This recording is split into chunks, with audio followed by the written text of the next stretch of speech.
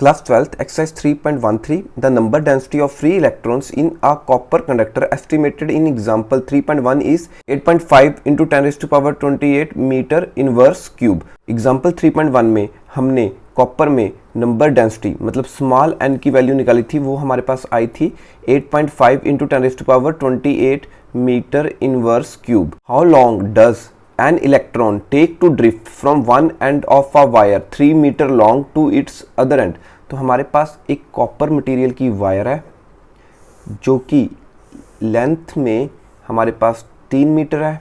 Late इस and को हम ए मान लेते हैं और इस एंड को हम बी एंड मान लेते हैं। तो क्वेश्चन में पूछा गया है कि how long does an electron take, मतलब हमें टाइम पूछा गया है कि अगर कोई एक इलेक्ट्रॉन एक एंड से दूसरे एंड तक ड्रिफ्ट करके जाएगा तो उसको कितना टाइम लगेगा। तो हमें t कैलकुलेट करने को कहा गया है। Let total time from A to B हम स्मॉल t से रिप्रेजेंट कर देते हैं एंड हमें क्या दिया था, number density of free electrons, so small n से उसे रिप्रेजेंट करते हैं 8.5 into 10 raised to power 28 meter inverse cube. And next the area of cross section of wire, let capital A से डिनोट कर देते हैं। ये हमारे पास कितना है 2 into 10 raised to power -6 meter square and it is carrying a current of 3 ampere. तो जो करंट कैरी हो रहा है इस कॉपर कंडक्टर में उसकी वैल्यू हमें दी हुई है। लेट कैपिटल आई से रिप्रेजेंट कर देते हैं 3 ampere. Now we know that relation between current and drift speed. Let I जो हमारा करंट है I is equal to n small e charge on electron into A into nu d. Nu d means drift velocity. Examiner ने हमें क्या कहा है, time निकालने को। सो हमें मालूम है time is equal to displacement over velocity.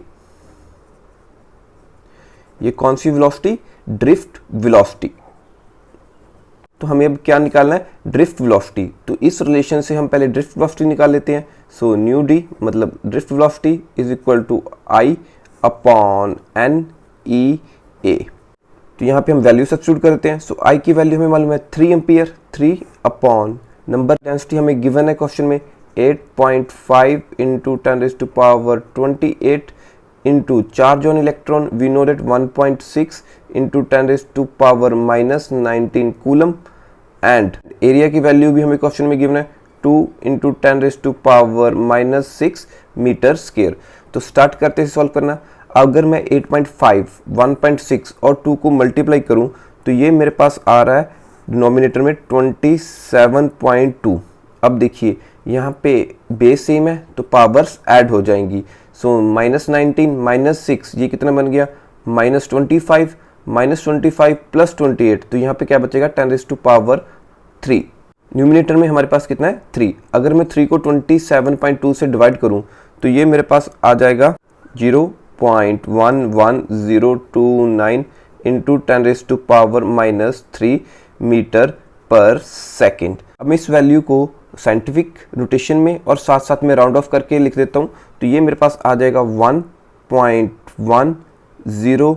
यहाँ देखिए 2 के बाद 9 है तो 2 को हम 3 लिख सकते हैं। सो 3 इंटू जैसे हमने साइंटिफिक नोटेशन में नोट किया था पॉइंट इधर लेके आए थे तो यहाँ पे एक 0 इंक्रीज हो जाएगी। सो 10 raised to power -4 मीटर पर सेकेंड। सो अब हमारे पास ड्रिफ्ट वेलोसिटी की वैल्यू आ चुकी है। तो लेट इस फार्मूले में हम इसे सब्स्टिट्यूट कर देते हैं। So t is equal to displacement total length of the conductor. So let l upon new d. तो l की वैल्यू कितनी थी 3 मीटर अपॉन न्यू डी की वैल्यू भी निकाली है 1.103 इंटू 10 raised to power -4। तो इसे सॉल्व करें तो ये मेरे पास आएगा 2.719 into 10 raised to power 4 seconds. तो इसे भी अगर मैं राउंड ऑफ करके लिखूं तो मेरे पास आ जाएगा t is equal to 2.72 into 10 raised to power 4 seconds। So this is our answer in seconds, one end to another end। तो ये हमारे पास टाइम जो सेकंड में आया है हम इसे आवर्स में भी कन्वर्ट कर सकते हैं ताकि आपको ज़्यादा रियलाइजेशन हो सके कि कितना टाइम लग रहा है। यहाँ से मैं लिख सकता हूँ time is equal to 27200। 10 raised to power 4 को हमने इससे मल्टीप्लाई कर लिया। तो अब हमें मालूम है कि 1 आवर मेरे पास मतलब 3600 सेकंड होते हैं। तो यहाँ पे मेरा टाइम किस में था, सेकंड्स में।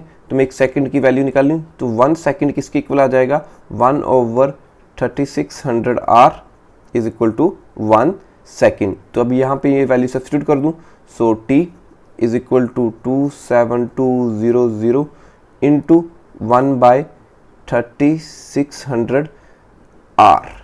तो यहाँ से सॉल्व करना स्टार्ट करें। सो 0 से 0 कैंसिल, इस 0 से ये 0 कैंसिल। अब 272 को अगर मैं 36 से डिवाइड करूँ तो मेरे पास टाइम आ रहा है इज इक्वल टू 7.555 आवर।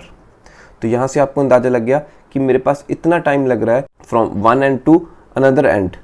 तो इसे हम फर्दर और सिंप्लीफाई करके लिख सकते हैं, लाइक 7 आवर तो मेरे पास आ गया, 0.55 आवर को भी हम मिनट में कन्वर्ट कर लेते हैं। 0.55 आवर है, उसे हमने कन्वर्ट करना है मिनट्स में। तो हमें मालूम है कि जो हमारे पास 1 आवर है उसमें 60 मिनट्स होते हैं। तो यहाँ पे आर की वैल्यू सब्स्टिट्यूट कर देते हैं। सो 0.555 आर की जगह अब हम क्या लिख देंगे, 60 मिनट्स इंटू 60 मिनट्स। तो इसे अगर मल्टीप्लाई करूँ तो ये मेरे पास आ जाएगा 33 मिनट्स। तो यहाँ पे सब्स्टिट्यूट कर देते हैं। So t is equal to 7 hour and 33 minutes. So this is our answer in hours and minutes.